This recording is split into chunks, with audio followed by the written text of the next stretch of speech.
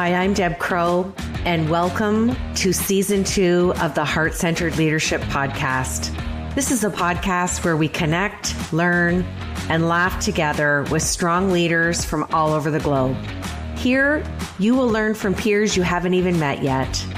You will gain new tools to add to your leadership toolbox. Because whether you're a C-suite executive or a first-time entrepreneur, we all contend with challenges, and there's always room for improvement if we choose to seek it. So please, pull up a chair and listen in. This is the Heart-Centered Leadership Podcast. Welcome back to Imperfect, the Heart-Centered Leadership Podcast. And I always enjoy finding a local heart-centered leader. I don't even know how I found Warren, who I'm going to introduce you to shortly, but he's just 2 hours down the road in Toronto, Canada. I love the work that he's doing. And let me tell you a little bit about him. He has been coaching entrepreneurs to success and freedom since 2002. So 20 years. Amazing. This is my favorite part of his bio. He's a recovering lawyer. Can't wait to talk about that. He's a serial entrepreneur. He's a former college professor, as well as an actor and theater director. So think about how Warren self-audits and describes himself. This is an array of experience that has really given him a pretty wide perspective on leadership, success, effectiveness, and fulfillment. I love to call that opening up the emotional cognitive bandwidth. And wow, what an array of experiences. So Warren, welcome to the show. Well, thank you very much. I'm so happy to be here. And your last name is Coughlin, and we joked about it because I always get, practice runs on how to pronunciate people's last names. But I have a dear friend with the same last name, so we were safe in that regard. Yeah, I get lots of interpretations of that. Cough, Coug, Coug. I am so intrigued with your life story that I've decided to have my first leadership question kind of encompass it all. So given your array of experiences in your life story, or also known as your leadership trajectory, share with me the one transferable skill that you have seen that you've carried throughout each of the different roles that you've had in your career. That's a really interesting question, and there's probably a bunch of them. So one transferable skill, there's about 3 different ways I could phrase this. It would be the ability to authentically connect with people where they are. And whether I'm dealing with a student, when I was teaching at college, I'll give you a great example. So when I was directing theater, there was this play that I was directing. It actually won a bunch of awards. The cast were so diverse. And there was one character, one actor who, if you pressured him, he would crack. So everything had to be stroking him gently. Somebody was very psychologically oriented. So I sort of framed things that way for her, but then it became intellectual. So I had to get into her body. There was somebody else who was like really push them is where their performance came from. And so I had to like really adjust my style based on each individual that I was dealing with. And I found that when I'm coaching, I coach lawyers and then I'll coach plumbers.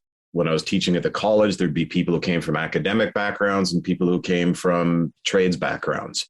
And so I really felt I had to have this ability to kind of morph a little bit, and understand where other people are coming from and be able to meet them where they are and communicate in the way that they want to be communicated to. And I think that's just a skill that I've had. I remember going to a party once with a friend of mine who I hadn't seen in a long time.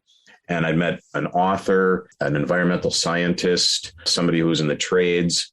And my friend, we left the party and she frowned at me. She goes, "I hate you." And I went, "Why?" She goes, "You spoke to everybody there as if you knew, what their thing was. And they engaged totally with you about stuff you have no experience in." And I said, "Yeah, well, I didn't talk about it. I just asked them. Like I wanted to understand their thing and just knew enough to be able to draw that information out of them." And I just found that that's helped me in pretty much every trajectory I've been on. I'll tell you what I love about that is if we look at you when you had your lawyer hat on, you mastered and honed the art of conflict resolution. Mm. And my definition of heart-centered leadership is honoring your connection with people. It doesn't matter what their title is, what their job is, what their roles or responsibilities, or even their sector. And I'm like you. I have a lot of friends from the business sector, the academic sector, and then I married a trade. Yeah. So I have a whole slew of friends in the trades. But I just show up as Deb Crow, just like you show up as Warren Coughlin, because every conversation has, my grandma used to say it, there's always something tucked in the corner of each day if you're willing to find it. And to me, take that principle or that premise and add it to any conversation. And that could be your win for the day. So I love that story. And that's why I wanted to have you on the show, because you are easy to talk to. And that array of experience shines when you talk and in your leadership and all that you're doing. So to go from a lawyer that you're coaching to a plumber, that doesn't surprise me at all. So well done.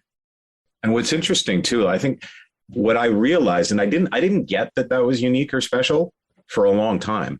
Like that's just sort of how I moved in the world. And then I was actually doing presentation training, because with my acting background, that's another thing I do. I do pitch training and presentation training. And I was dealing with a really senior guy at, I can't disclose what, but a really, really large organization that would move the market with one move, and he was so used to people, kissing his butt. And I was doing this presentation training, and he wound up engaging me for more executive coaching just because I just called him on stuff naturally. And he said he was very few people in his life would just be that direct and honest with him. And he valued it so much. And I thought, wow, that's a really interesting lesson. Like somebody at that level, he's actually craving someone who will just give him the real goods. And I think that's something a lot of people in leadership and aspiring leadership need to understand about good leaders. Well, and to your point, heart-centered leadership isn't about reciprocity. And for all of those who are coaching or maybe have a coaching element in their leadership role, when we bring our intrinsic thinking and we put people first, it allows us to be that heart-centered leader or guide. And that's what you're doing. And you're meeting people where they're at with being honest and having humility and being direct and allowing vulnerability. And to me, I think, Warren, that's such a beautiful foundation of trust and rapport. And that's where everything just shines and blossoms from there. Mm-hmm. Okay, my second question has permanent residency on the show. We've asked over 160 leaders this question. It brings a lot of laughter, a lot of fun, and a lot of joking. Share with us what imperfections that Warren brings to his heart-centered leadership. Oh, man. Imperfection. Man, we could go on for a couple hours about that. So can I ask just for clarification on the question? Because I could interpret that as is that weaknesses or faults or things that are lacking, or is it more just goofy, It's whatever your interpretation or self-audit. When I say imperfection, what's sitting on the top of your mind? What's the first thing you think of as it relates to you and your leadership? Probably having an instinct to solve the problem too fast.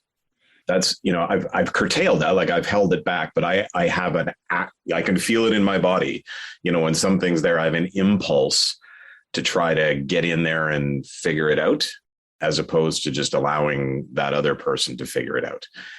And that, again, that shows up in every discipline as well. As a theater director, I can't get up and show the person how to do the scene, even though I have it in my head. I have to draw it out of them. But the impulse is, I can see, when I was directing theater, I could actually see how it needs to look on stage. I can't draw a straight line with a ruler, but I can paint with bodies on a stage. And so I could see 3 lines ahead where things needed to go, but I can't do that, because that doesn't give the proper respect to the actor and their craft. And in entrepreneurship too, there's a thing, I'm sure you see it all the time too. One of the defining elements of expertise is pattern recognition. And so you can see the pattern before someone else can, but you can't necessarily just go and do that. So I'd say that's an imperfection. I need to really hold myself back on those things. Another one is probably I don't know if it's imperfection. I actually like it, but I'm inclined to try to keep things light and authentic. Like I like, and maybe this is such an interesting question. I'm pausing as we go through it. I like to be liked, and that can be both a good thing and it can be problematic. Now, I've learned to curtail that. Like I joke around that I know I've got a great client relationship when they're willing to tell me to F off. That we can actually have really authentic conversations. But I do like my clients to know, like I consider all my clients my friends. And some of them, even after our client, one of them, he's not a client anymore, but he's one of my best friends.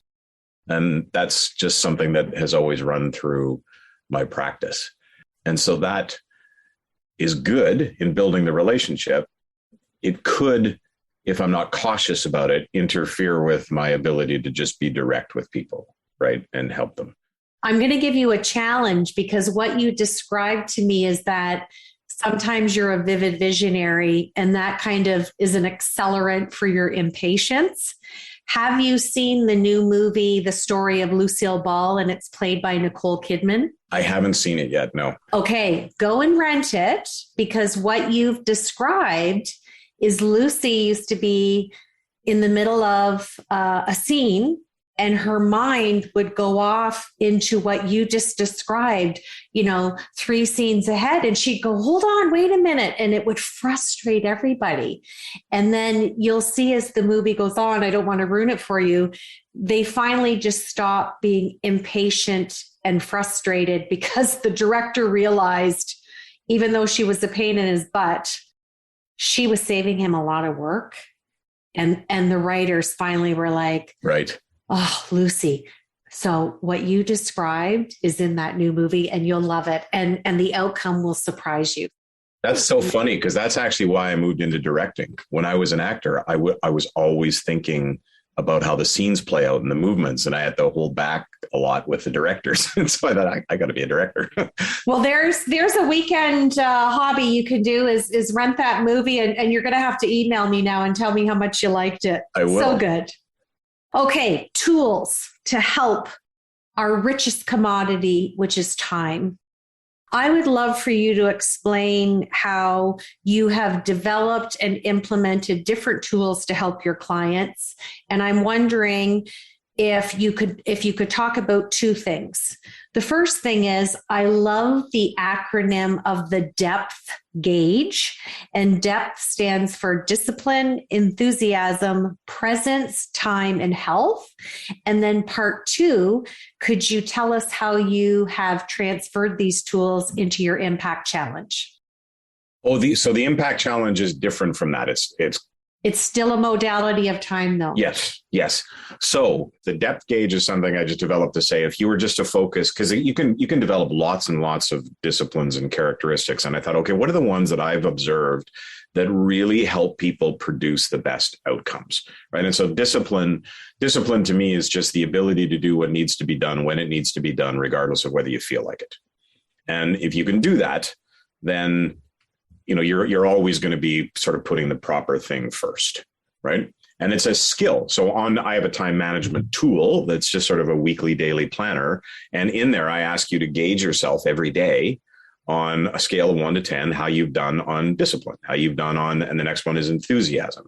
Because I believe that when you show up enthusiastically, either on your own in your own work or your interactions with other people, you just have a mindset that's more productive, more creative, and you bring other people with you. As an enthusiastic leader is someone who taps to people, not just at an intellectual level, but in an emotional one. And they kind of get swept up in the enthusiasm. Presence is, that goes back to you asked me an imperfection. That's the one I work on the most, is being present, because that visionary thing, I'm always thinking down the line. So I need to be in the moment with the people I'm with. And when you can do that, you honor them, right? Like people can tell if you're not with them. But when you are giving someone your total presence and attention, you are giving them a huge amount of respect. And you just then deploy more of your own cognitive abilities to the challenge in front of you. And then time is just, are you doing things efficiently? The other things are about effectiveness. This is about efficiently. Are you actually doing things in the right order at the right time? You're not getting distracted by lots of things, not chasing shiny objects. not allowing yourself to get interrupted a lot, like staying focused on a task for a while.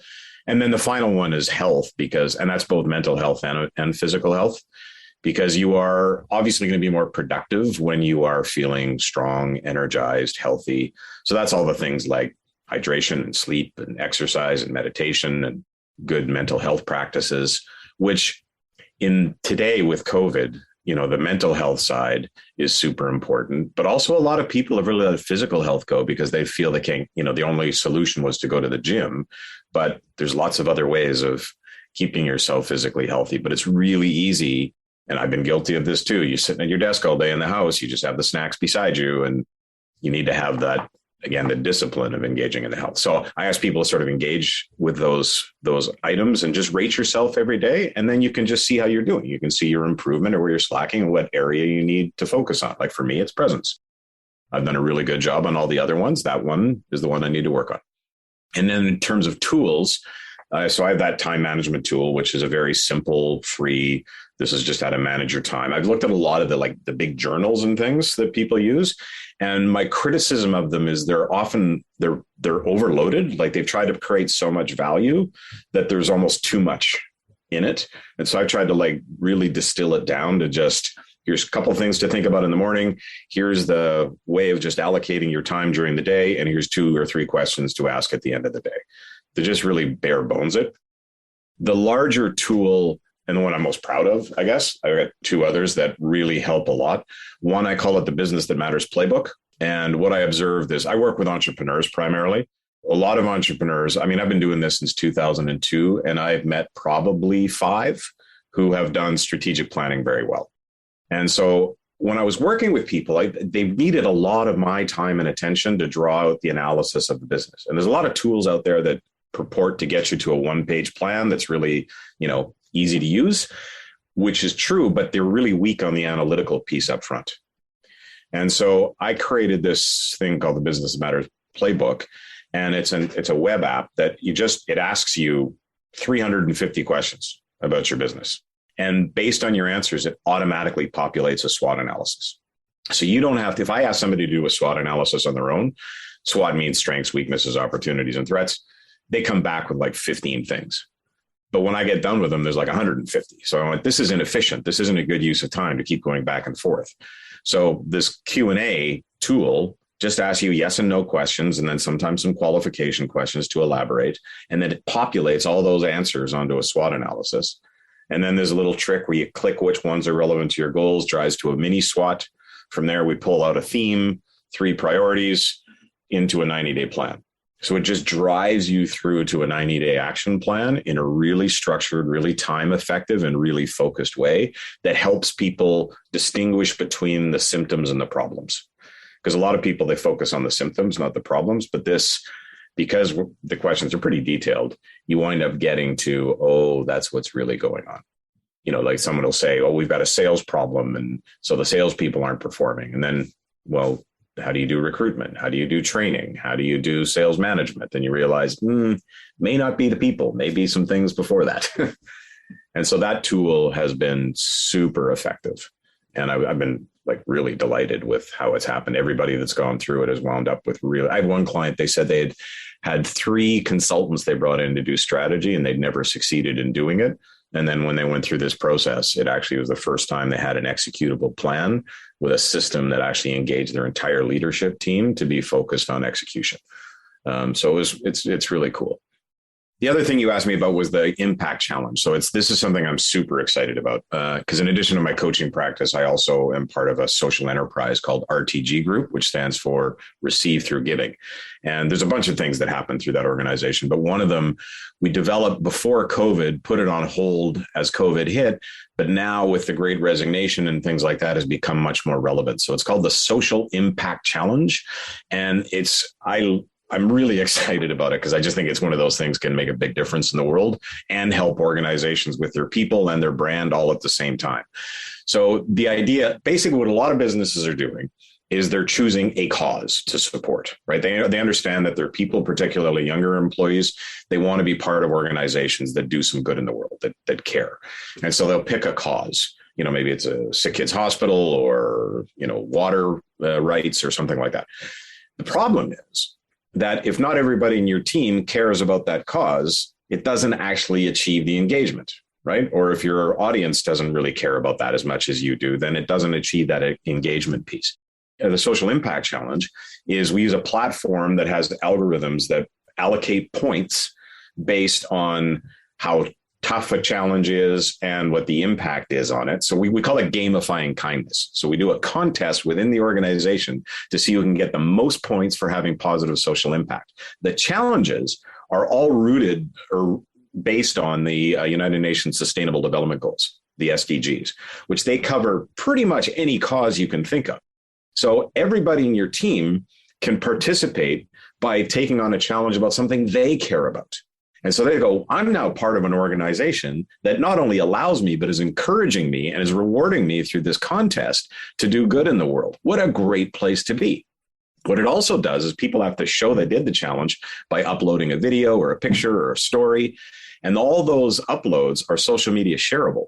So all of a sudden, everybody connected to the organization is just seeing their feeds flooded with all this great stuff that people are doing to make the world a better place, which helps the brand, which helps the employment brand, and winds up making a big difference. And then the final piece of it two final pieces that I really love about it. One is that the challenges, some of them are like super simple, like leave a thank you note for somebody or ride a bike to work. They're really low cost of entry challenges. I call them gateway goodness, that for people who haven't actually, really engaged in activities to make the world a better place, that can be scary. So you can just dip your toe in and then say, oh, that felt good.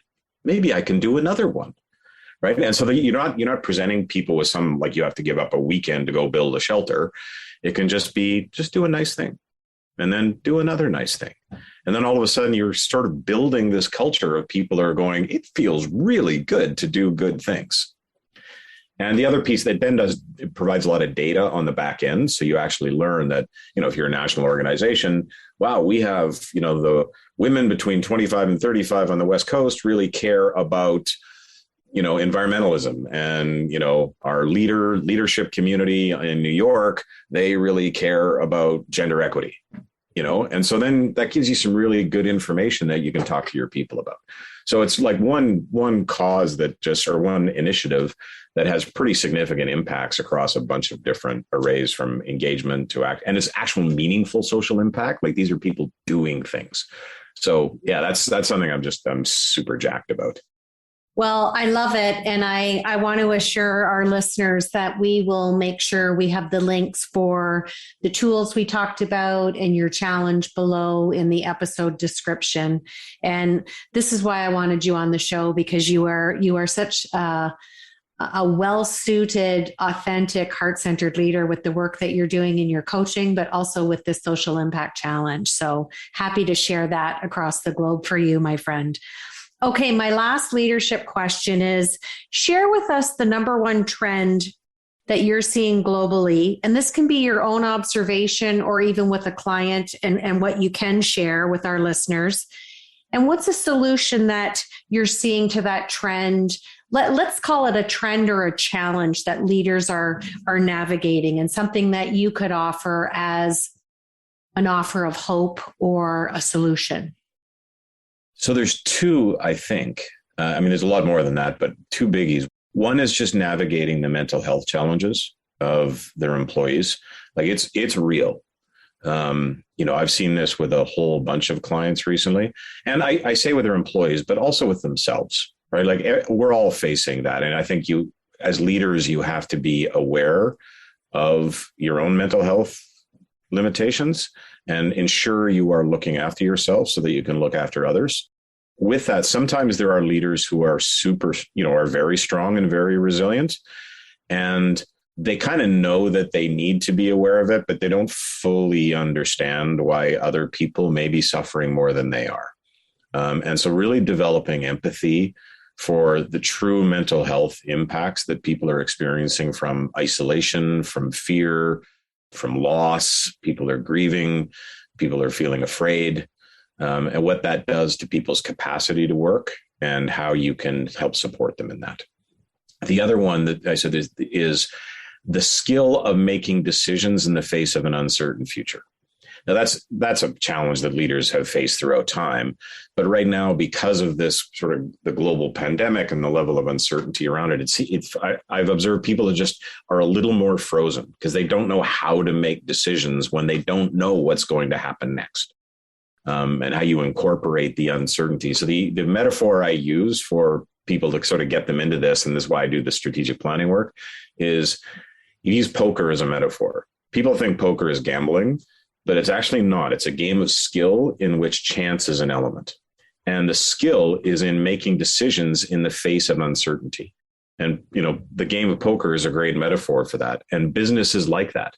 You're right that you don't know, but you're playing probabilities, right? And so the decision-making is then in this kind of uncertainty, going all in on a particular thing might be riskier than it used to be. And so it's like, what's your risk mitigated approach to achieving objectives? And how do you make forward movement while accommodating the possibility that things may very reasonably go in a different direction? And it's almost like a Knightian uncertainty principle that you can't really attach a probability to it, because is a vaccine going to come out, or a treatment that's just going to make it go away? Is there going to be a variant that's going to be super serious?